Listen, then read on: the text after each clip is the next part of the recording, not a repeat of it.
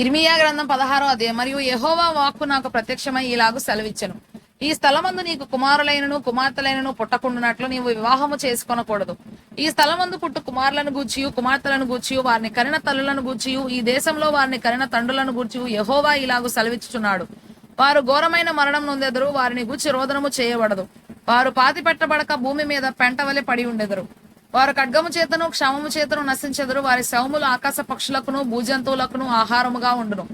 యెహోవా ఇలాగు సెలవిచ్చుచున్నాడు, నేను ఈ ప్రజలకు నా సమాధానము కలుగనీయకయు వారి ఎడల నా కృపావాత్సల్యములను చూపకయు ఉన్నాను. గనక రోదనము చేయి ఇంటిలోనికి నీవు పోకుము, వారిని గూర్చి అంగలార్చుటకు పోకుము, ఎవరిని ఓదార్చుటకు వెళ్ళకుము.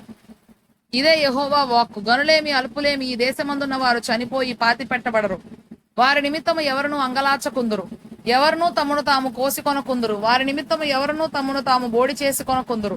చచ్చిన వారిని గురించి జనులను ఓదార్చుటకు అంగలార్పు ఆహారము ఎవరునూ పంచిపెట్టరు. ఒకటి తండ్రి అయినను తల్లి అయినను చనిపోయినని ఎవరునూ వారికి ఓదార్పు పాత్రను త్రాగనీయకుందురు.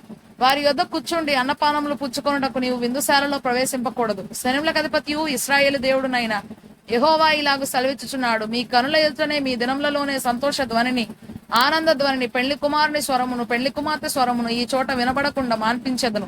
నీవు ఈ మాటలన్నీ ఈ ప్రజలకు తెలియజెప్పిన తరువాత వారు దేని బట్టి యెహోవా మాకు ఈ ఘోర బాధ అంతయు నియమించెను, మా దేవుడైన యెహోవాకు విరోధముగా మా దోషమేమి మా పాపమేమి అని నిన్ను అడగగా నీవు వారితో ఇట్లనము, యెహోవా ఈ మాట సెలవిచ్చుచున్నాడు, మీ పితరులు నన్ను విడిచి అన్య దేవతలను అనుసరించి పూజించి వాడికి నమస్కారము చేయుటను బట్టియే కదా వారు నా ధర్మశాస్త్రమును గైకొనక నన్ను విసర్జించిరి.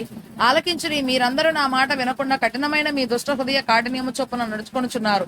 మీరు మీ పితరుల కంటే విస్తారముగా చెడుతనము చేసి ఉన్నారు. కాబట్టి నేను మీ యందు ఏమాత్రమును దయయుంచక ఈ దేశం నుండి మీరైనను మీ పితరులనైనను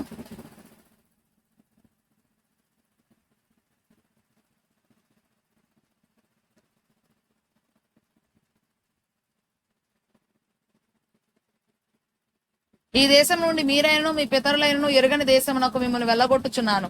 అక్కడ మీరు దివారాత్రం అన్య దేవతలను కొలుచుదురు. యెహోవా సెలవిచ్చు మాట ఏదనగా, నేను వారి పితరులకు ఇచ్చిన దేశమునకు వారిని మరల రప్పించదను. కనుక రాబో దినములలో ఐగుప్తు దేశంలో నుండి ఇశ్రాయేలీలను రప్పించిన యెహోవా జీవముతోడని ఇక మీదట అనక ఉత్తర దేశంలో నుండి ఆయన వారిని తరిమిన దేశంలో అన్నిటిలో నుండి ఇశ్రాయేలీలను రప్పించిన యెహోవా జీవముతోడని జనులు ప్రమాణము చేయుదురు. ఇదే యెహోవా వాక్కు. వారిని పట్టుకొనుటకు నేను చాలా మంది జాలరులను పిలిపించెదను. తరువాత ప్రతి పర్వతం మీద నుండి ప్రతి కొండ మీద నుండి మెట్టల సందులలో నుండి వారిని వేటాడి తోలివేటకై అనేకులైన వేటగాండ్లను పిలిపించెదను. ఏలయనగా వారు పోయిన త్రోవలన్నిటి మీద దృష్టి ఉంచి తిని ఏదియు నా కనులకు మరుగు కాలేదు. వారి దోషమును నాకు మరుగై ఉండదు. వారు తమ హే దేవతల కలేబరముల చేత నా దేశంను అపవిత్రపరచి ఉన్నారు. తమ హే క్రియలతో నా స్వాస్థ్యమును నింపి ఉన్నారు. గనుక నేను మొదట వారి దోషమును బట్టి వారి పాపమును బట్టి రెండంతలుగా వారికి ప్రతీకారము చేసేదను. యెహోవా నా బలమా నా దుర్గమా ఆపత్కాలమందు నా ఆశ్రయమా భూదిగంతముల నుండి జనములు నీ యొద్దకు వచ్చి మా పితరులు వ్యర్థమును మాయారూపమును నిష్ప్రయోజనమునకు వాటిని మాత్రము స్వతంత్రించుకుంటారని చెప్పుదురు. నరులు తమకు దేవతలను కల్పించుకుందరా, అయినను అవి దైవములు కావు. కాబట్టి నా నామము యెహోవా అని వారు తెలుసుకున్నట్లు నేను ఈసారి వారికి అనుభవము కలగజేతును. నా బలమును నా శౌర్యమును ఎంతటివో వారికి తెలియజేతును.